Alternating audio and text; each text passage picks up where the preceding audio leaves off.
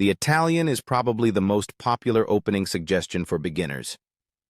It's this move, bishop c4. What defines the Italian when you put the bishop on c4?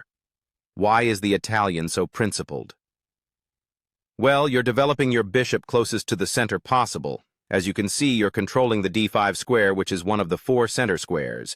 You also have the bishop nicely placed to potentially attack things or target things on f7. There's already a weakness that you can sort of exploit. And also, you're preparing to potentially castle next move. So, after bishop to c4, there are a few options that black can play. And this isn't really a big opening theory video. This is just to get some ideas. But black plays knight f6. You can play a move like d3 and then sort of slow play it, or you can go for fried liver with knight g5, which there's definitely content about, so feel free to check that out. If black plays the move bishop c5, then there are many options.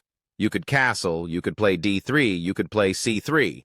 Ultimately, what you'll be doing is you'll want to castle at some point and then develop your pawns. As well as your pieces, you might be putting your bishop on e3 or g5 depending on what the position calls for. Maybe putting the knight on d2 and then preparing some queenside advance. There are a lot of potential plans that you can go about, and again, there are a bunch of resources as far as the opening theory goes to these openings. So feel free to check those out. The other e4, e5 opening that I would suggest with white is to play this move pawn to d4. This is called the Scotch. Now, the reason why I like the Scotch is because from the get-go you open both of your bishops as well as controlling the center, which is already something you should be doing anyway.